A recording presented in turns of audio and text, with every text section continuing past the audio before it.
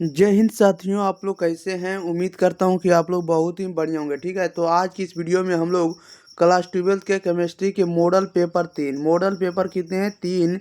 इसके आज हम लोग 70 ऑब्जेक्टिव को कंप्लीट याद करने वाले हैं। तो आप लोग वीडियो को शुरू से अंत तक देखिएगा ताकि हम आपको 70 ऑब्जेक्टिव 100% याद करवा सके। ओके, और आपको 2025 के बोर्ड परीक्षा में आपको 100% यहाँ से ऑब्जेक्टिव पूछे जाएंगे, क्योंकि आपको मॉडल सेट का क्वेश्चन है, बोर्ड द्वारा जारी क्वेश्चन है, इसलिए यहाँ से क्वेश्चन जरूर पूछा जाएगा। ठीक है, और समझ लीजिएगा पैटर्न क्या था। आपको खंड आ में यानी सेक्शन ए में आपको वस्तुनिष्ठ क्वेश्चन रहेगा, ऑब्जेक्टिव क्वेश्चन रहेगा। 1 से लेकर 70 तक क्वेश्चन रहेगा, जिसमें से प्रत्येक प्रश्न के साथ 4 विकल्प दिया रहेगा, जिनमें से सही एक विकल्प होगा और एक विकल्प जो भी होगा उसको ओएमआर शीट में आपको अंकित कर देना है। और आपको 35 प्रश्नों का ही उत्तर देना है, उससे ज़्यादा प्रश्नों का नहीं देना है। और एक क्वेश्चन के लिए आपको 1 नंबर मिलेगा, 35 क्वेश्चन के लिए आपको 35 अंक मिलने वाला। तो आप लोग शुरू से अंत तक बने रहिएगा और प्रत्येक आंसर आप लोग 4 से 5 सेकंड के अंदर कमेंट बॉक्स के अंदर जरूर बताइएगा प्यारे साथियों।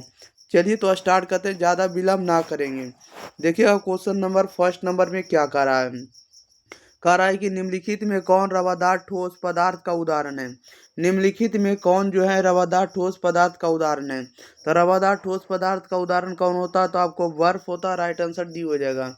क्वेश्चन नंबर 2 में कह रहा है कि फलक केंद्रित घनाकार इकाई सेल में परमाणु की संख्या होती है। फलक केंद्रित घनाकार इकाई सेल में परमाणु की संख्या होती है। तो परमाणु की संख्या आपको 4 होती है। राइट आंसर आपका सी हो जाएगा। क्वेश्चन नंबर 3 में कह रहा है कि एम बी के क्रिस्टल की संरचना होती है। एम बी के क्रिस्टल की संरचना कैसी होती है, तो यह आपको फलक केंद्रित होती है। राइट आंसर आपका बी हो जाएगा। क्वेश्चन नंबर 4 में कह रहा है कि सरल घनीय जालक में संकुलन क्षमता होती है। बताइएगा, सरल घनीय जालक में संकुलन क्षमता का मान होता है तो 52% होता है। राइट आंसर आपका ए हो जाएगा। क्वेश्चन नंबर देखिएगा आप लोग 5 नंबर की ओर। 5 नंबर में कह रहा है निम्नलिखित में किस प्रकार के घोल में प्रसरण की क्रिया नहीं होगी। बताइएगा, निम्नलिखित में किस प्रकार के घोल में प्रसरण की क्रिया नहीं होती है। तो प्रसरण की क्रिया नहीं होती है तो आइसोटोनिक विलयन में। राइट आंसर आपका ये हो जाएगा। 6 में कह रहा है किसी तनु विलयन के वाष्पदाब का आपेक्षिक अवनमन विलयन में उपस्थित अवाष्पशील विलय के मोल प्रभाव के बराबर होता है। इस कथन को क्या कहते हैं। बताइएगा, किसी तनु विलयन के वाष्पदाब का अपेक्षिक अवनमन विलयन में उपस्थित अवाष्पशील विलय के मोल प्रभाव के बराबर होता है। इस कथन को क्या कहते हैं। तो इस कथन को हम लोग कहते हैं राउल्ट का नियम कहते हैं। क्या कहते हैं, राउल्ट का नियम या रावल का नियम। राइट आंसर आपका सी हो जाएगा। अगले क्वेश्चन लेते हैं। क्वेश्चन नंबर देखिएगा आप लोग 7 नंबर की ओर। चलिए 7 नंबर में देख लेते हैं क्या है क्वेश्चन। 7 नंबर में कह रहा है कि एक बिलियन जिसका बिलियन में संयोजन या वियोजन नहीं होता है।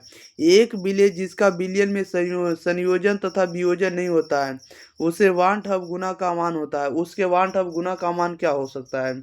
तो इसके वांट ऑफ गुना का मान 1.0 होगा। कहने का मतलब कि 1 होगा। क्या होगा, 1 होगा।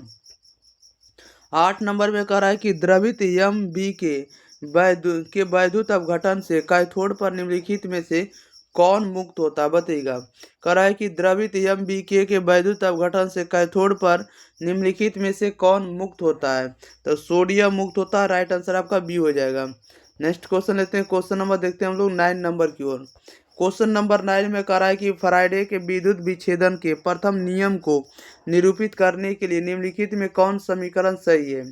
फैराडे के विद्युत विच्छेदन के प्रथम नियम को निरूपित करने के लिए निम्नलिखित में कौन समीकरण सही है। कौन समीकरण सही है, तो यम बराबर होता है CZ होगा। राइट आंसर बी हो जाएगा। 10 नंबर में कह रहा है निम्नलिखित में कौन सी अभिक्रिया एनोड पर संभव नहीं है। कौन सी अभिक्रिया जो एनोड पर संभव नहीं होता। राइट आंसर आपका ये हो जाएगा CR2O7 -2 प्लस में 14 H प्लस में 6 इलेक्ट्रॉन प्लस में 2 Cr3 प्लस में 7 H2। राइट आंसर आपका ए हो जाएगा। क्वेश्चन नंबर देखिएगा आप लोग 11 नंबर में। 11 नंबर में कह रहा है निम्नलिखित में किस वैद्युत अपघट्य के एक विलयन का विशिष्ट चालकत्व सबसे कम होता है। निम्नलिखित में किस वैद्युत अपघट्य के एक विलयन का विशिष्ट चालकत्व सबसे कम होता है। तो सबसे कम किसका होता है, तो ये होता है आपको 0.002 नॉर्मलता का। क्वेश्चन नंबर 12 में करा अभिक्रिया 1 बोले अभिक्रिया 1 यानी ए टू बी, ए टू ए के लिए वेग का समीकरण निम्नलिखित में किसके द्वारा होता है। देखिए वेग का आपको निरूपण बताना है कि अभिक्रिया का जो वेग होता है ये निरूपण होता है आपको ए टू बी के लिए, ठीक है। यहाँ पर गलत लिख दिया, ए टू बी लिखेंगे कि वेग का निरूपण हम लोग किसके द्वारा करेंगे, अभिक्रिया के वेग को किससे दर्शाएंगे। तो 12 नंबर का जो सही जवाब हो जाएगा ऑप्शन नंबर ए हो जाएगा, माइनस ए जो हो जाएगा आपको 1/2 dA/dt होगा। अगले क्वेश्चन नंबर 13 नंबर कराए किसी अभिक्रिया के वेग स्थिरांक निम्नलिखित में किस पर निर्भर करता है। तो यह निर्भर करता है ताप पर निर्भर करता है। अभिक्रिया का वेग स्थिरांक जो होता है टेम्परेचर पर निर्भर करता है। नेक्स्ट क्वेश्चन नंबर लेते हैं हम लोग 14 नंबर की ओर। 14 नंबर में कह रहा है निम्नलिखित में कौन प्रथम कोटि की अभिक्रिया नहीं है। बताइएगा निम्नलिखित में कौन सी अभिक्रिया जो प्रथम कोटि की अभिक्रिया नहीं है। तो प्रथम कोटि की अभिक्रिया नहीं है ऑप्शन नंबर बी, यानी CH3COO-C2H5NaOH को मिलाने से CH3COO Na+ में C2H5OH बनता है। नेक्स्ट क्वेश्चन लेते हैं। क्वेश्चन नंबर देखिएगा 15 नंबर। 15 नंबर में कह रहा है कि जल में क्या है, तो जल में जीवन डैश एफ और स्टार बी के डैश एफ सूर्य प्रकाश की उपस्थिति में अभिक्रिया कराएंगे तो 1 GbK अभिक्रिया की कोटि क्या होगा, यानी इस अभिक्रिया के लिए कोटि का जो मान होगा आपको 0 हो जाएगा। क्वेश्चन नंबर 16 में कह रहा है कि अधिशोषण की प्रक्रिया होती है। तो अधिशोषण की जो प्रक्रिया होती है आपको पृष्ठीय घटना में होती है। राइट आंसर आपका बी हो जाएगा। क्वेश्चन नंबर लेते हैं हम लोग 17 नंबर की ओर। 17 नंबर में कह रहा है कि दूध है। बताइएगा दूध एक प्रकार का क्या है। आप लोगों को पता होगा कि दूध जो होता है जल में परिक्षेपित वसा होता है। राइट आंसर आपका सी हो जाएगा। 18 में कह रहा है निम्नलिखित में कौन वैद्युत अपघट्य प्रेरित हाइड्रोक्साइड सोल के स्कंदन में सबसे कम प्रभावी होता है। बताइएगा निम्नलिखित में कौन वैद्युत अपघट्य फेरिक हाइड्रोक्साइड सोल के स्कंदन में सबसे कम प्रभावी होता है। तो ये होता है KBr होता है। राइट आंसर आपका सी हो जाएगा। क्वेश्चन नंबर देखिएगा 19 नंबर में। 19 नंबर में कह रहा है किसी रासायनिक अभिक्रिया में उत्प्रेरक जो होता है संकीर्ण ऊर्जा को घटा देता है। राइट आंसर बी हो जाएगा। क्वेश्चन नंबर 20 में कह रहा है निम्नलिखित में किस धातु को साइनाइड विधि द्वारा प्राप्त किया जाता है। निम्नलिखित में से किस धातु को साइनाइड विधि द्वारा प्राप्त किया जाता है। राइट आंसर आपका क्या हो जाएगा, तो इसका जो राइट आंसर हो जाएगा ऑप्शन नंबर इसका सी हो जाएगा, यानी सिल्वर को किया जाता है। ओके नेक्स्ट क्वेश्चन लेते हैं। क्वेश्चन नंबर देखिएगा आप लोग 21 नंबर की ओर। 21 नंबर में देखिए क्या कर रहा है कि देखिएगा क्या है 21 नंबर, आप लोग ध्यान दीजिएगा प्यारे साथियों। 21 नंबर में जैसा कि आप लोग देख रहे हैं कह रहा है कि निम्नलिखित में किसके द्वारा अभिधमन भट्ठी में लौह ऑक्साइड का अवकरण होता है। तो लौह ऑक्साइड का जो अवकरण होता है कार्बन मोनोऑक्साइड के द्वारा। राइट आंसर आपका क्या हो जाएगा, सी हो जाएगा। 22 में कह रहा है वैद्युत अपघटन पर आधारित किसी अशुद्ध धातु के शोधन की प्रक्रिया कहलाती है। अशुद्ध धातु के शोधन की प्रक्रिया जो कहलाएगी वैद्युत शोधन कहलाएगी। राइट आंसर ए हो जाएगा। क्वेश्चन नंबर देखिएगा 23 नंबर की ओर। करा निम्नलिखित में किससे तांबा धातु का निष्कर्षण होता है। तांबा धातु का निष्कर्षण होता है FeUFeS2 के द्वारा, यानी CuFeS2 के द्वारा। 24 में करा निम्नलिखित में कौन हाइड्रोजन बंधन नहीं बनाता है। हाइड्रोजन नहीं बंधन बनाता है आपको HCl नहीं बनाता है। क्वेश्चन नंबर 25 करा उत्कृष्ट गैसों के बाह्यतम सेल का इलेक्ट्रॉनिक विन्यास क्या होता है। उत्कृष्ट गैसों के बाह्यतम सेल का इलेक्ट्रॉनिक विन्यास का मान क्या होता है, NH2Np6 होता है। राइट आंसर बी हो जाएगा। क्वेश्चन नंबर 26 में करा है निम्नलिखित में कौन सबसे प्रबल ऑक्सीकारक है। निम्नलिखित में सबसे प्रबल ऑक्सीकारक कौन होता है, तो ये होता है आपको F2 होता है। क्वेश्चन नंबर 27 कह रहा है कि R7 में सल्फर की ऑक्सीकरण संख्या है। R7 में सल्फर की ऑक्सीकरण संख्या क्या होता है, तो सल्फर की ऑक्सीकरण संख्या का मान आपको 0 होता है। क्वेश्चन नंबर 28 में कह रहा है निम्नलिखित युग्मों में संक्रमण तत्व है। निम्नलिखित युग्मों में संक्रमण तत्व कौन होगा, तो Cu तथा Fe होता है। राइट आंसर आपका डी हो जाएगा। 29 में कह रहा है कि निम्नलिखित में कौन आयन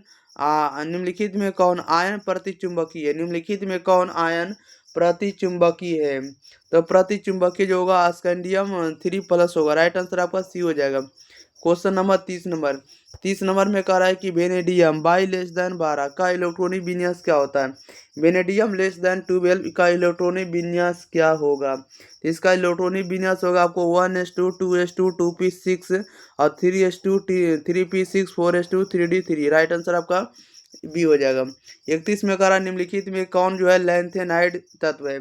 लैंथेनाइड तत्व कौन होगा, तो लैंथेनाइड तत्व आपको ऑप्शन नंबर क्या हो जाएगा, तो आपको ए हो जाएगा। क्या हो जाएगा, ए हो जाएगा, आयन हो जाएगा। क्वेश्चन नंबर देखिएगा आप लोग 32 कह रहा है कि JlMn3 MN3 में Lm की ऑक्सीकरण अवस्था है। Lm की ऑक्सीकरण अवस्था का मान क्या होगा, तो आपको इसका +7 होगा। क्वेश्चन नंबर 33 में कह रहा है कि देखिएगा MHBN3 में प्रसंकरण का मान क्या होगा। तो इसमें प्रसंकरण का मान sp3 हो जाएगा। राइट आंसर आपका सी हो जाएगा। नेक्स्ट क्वेश्चन ले लेते हैं। क्वेश्चन नंबर देखिएगा आप लोग सीधे अगले क्वेश्चन कितना नंबर है आप लोग के बीच, 34 नंबर में। 34 नंबर में कह रहा है कि ZB डैश B1 और N3 में BQ की समन्वय संख्या का मान क्या होगा। तो BQ में समन्वय संख्या का मान 6 होगा। क्वेश्चन नंबर 35 में कह रहा है CONH3 का होल 5BrSO3 में ZBN Mg2 और इसके बाद आपको RN बटा में एक्वस आपस में किस प्रकार संबंधित होगा। यह किस प्रकार से संबंधित होता है, तो आयनन समावेश से संबंधित होगा। राइट आंसर आपका ए हो जाएगा। 36 में कह रहा है क्लोरोफॉर्म है एक। क्लोरोफॉर्म एक प्रकार का क्या है, तो प्राइमरी हाइलाइट है। राइट आंसर ए हो जाएगा। क्वेश्चन नंबर 37 नंबर की ओर। 37 नंबर में कह रहा है कि एथिल ब्रोमाइड की अभिक्रिया सोडियम धातु से सूक्ष्म ईथर में कराने पर क्या बनता है, बताइएगा। कह रहा है एथिल ब्रोमाइड की अभिक्रिया सोडियम धातु से सूक्ष्म ईथर से या सूक्ष्म ईथर में कराने पर क्या बनता है। तो ये कराने पर आप लोगों को क्या बनेगा, तो ब्यूटेन बनेगा। राइट आंसर आपका बी हो जाएगा। 38 में कह रहा निम्नलिखित में कौन एलिल हैलाइड है, बताइएगा। निम्नलिखित में कौन है जो एलिल हैलाइड है, तो राइट आंसर आपका ए हो जाएगा। CH2 डबल बॉन्ड CH और सिंगल बॉन्ड Cl होगा। राइट आंसर आपका ए हो जाएगा। क्वेश्चन नंबर देखिएगा 39 नंबर।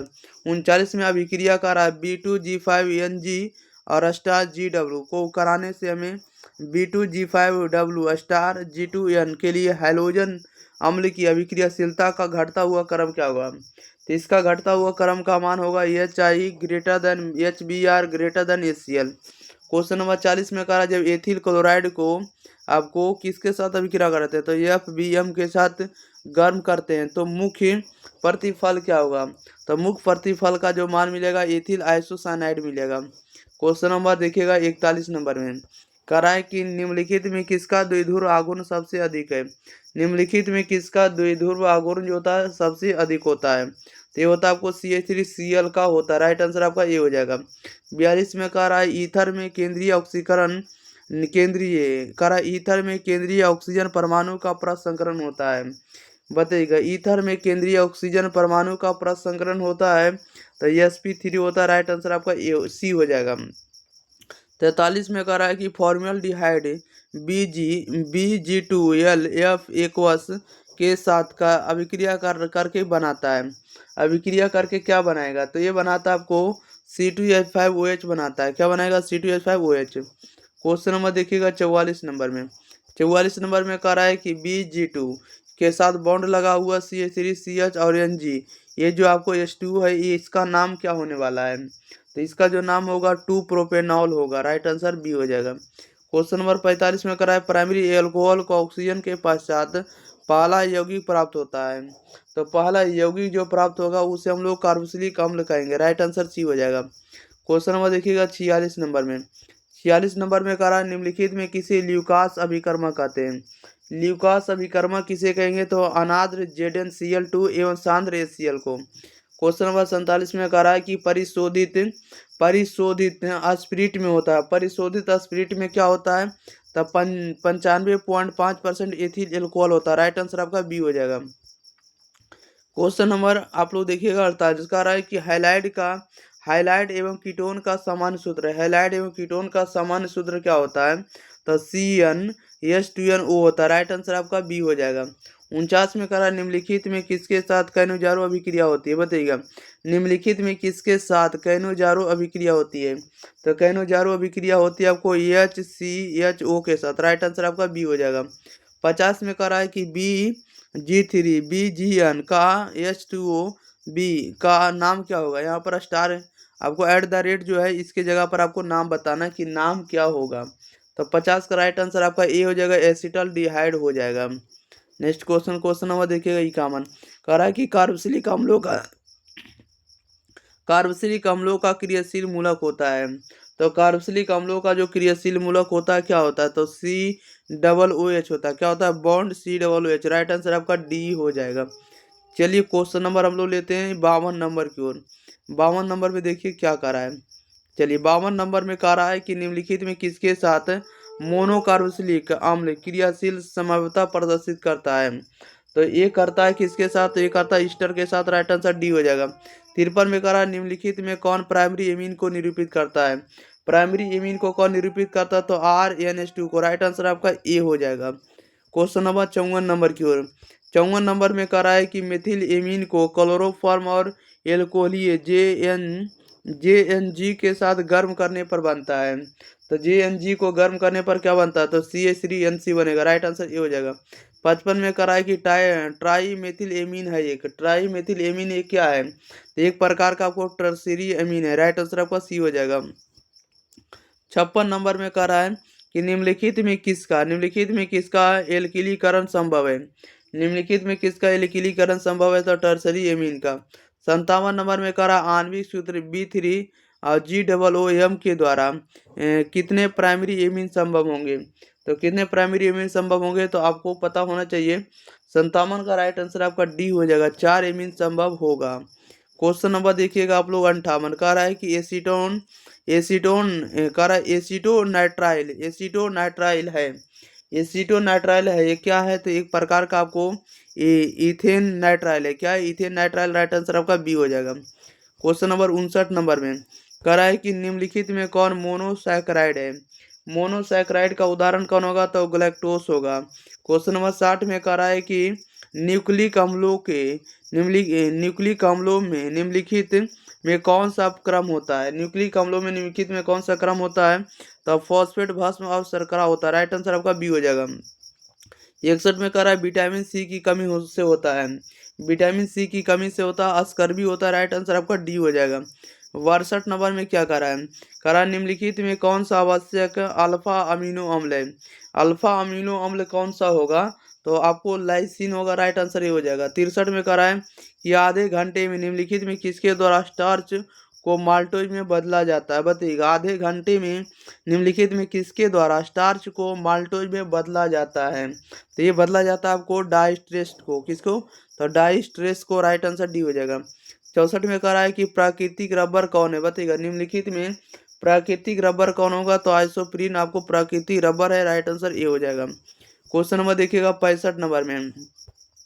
65 नंबर में देखिए क्या कह रहा है कि कैप्रोलैक्टम निम्नलिखित में किसका मोनोमर है, बताइएगा। कैप्रोलैक्टम जो है निम्नलिखित में किसका मोनोमर है, तो ये आपको नायलॉन 6 का। राइट आंसर ये हो जाएगा। 66 में कह रहा है निम्नलिखित में डायक्रोन किसका उदाहरण है, बताइएगा। निम्नलिखित में डायक्रोन जो है ये किसका उदाहरण होगा, तो ये पॉलिस्टर का है। राइट आंसर आपका डी हो जाएगा। 67 नंबर में कह रहा है कि क्लोरामीन टी जो है एक प्रकार का क्या है, तो ये प्रकार के एंटीसेप्टिक है। राइट आंसर आपका डी हो जाएगा। क्वेश्चन नंबर देखिएगा 68 नंबर कह रहा है पेनिसिलिन का सबसे पहले आविष्कार किसने किया था, बताइएगा। पेनिसिलिन का जो है सबसे पहले आविष्कार किसने किया था, तो आपको एम फ्लेमिंग ने किया था। राइट आंसर ये हो जाएगा। 69 में कह रहा है फिनॉल का उपयोग निम्नलिखित में किसके रूप में होता है। फिनॉल का उपयोग निम्नलिखित में किसके रूप में होता है, तो ये होता है किसके रूप में, तो ये होगा आपको डिसइंफिस्टेंट के साथ। राइट आंसर आपका सी हो जाएगा, डिसइंफिस्टेंट के साथ। 70 में कह रहा है कि मार्फिन है एक, तो मार्फिन एक प्रकार का क्या है, तो एनाल्जेसिक है। क्या है मार्फिन, तो मार्फिन एक प्रकार का एनाल्जेसिक है। राइट आंसर आपका बी हो जाएगा। चलिए, तो इस वीडियो में जितने ऑब्जेक्टिव था सभी के सभी हम याद करवा दिए। तो वीडियो को आप लोग शेयर कर दीजिएगा, और अगर आप लोग को पसंद आता तो चैनल को भी आप लोग जरूर सब्सक्राइब कर दीजिएगा। वीडियो को आप लोग लाइक जरूर करिए। हम आप लोगों को 12,000 सब्सक्राइबर होने की खुशी में दिल से आप लोगों को धन्यवाद देना चाहते हैं। और इसका PDF आपको टेलीग्राम चैनल पर फ्री में मिलता है, ठीक है। आप लोगों को इस ग्रुप के साथ जुड़ जाना है। 9065 71 94 ठीक है। इस आपको व्हाट्सएप ग्रुप के साथ आपको जुड़ जाना है। 9065 71 94 इस आपको एग्जाम प्री टेलीग्राम चैनल के साथ, व्हाट्सएप ग्रुप के साथ, आपको यूट्यूब चैनल के साथ जुड़ जाना, ताकि ज़्यादा आपको बेनिफिट मिलते रहे। ओके, मिलते हैं हम लोग अगले वीडियो के साथ। तब तक के लिए thank you for watching this video. धन्यवाद।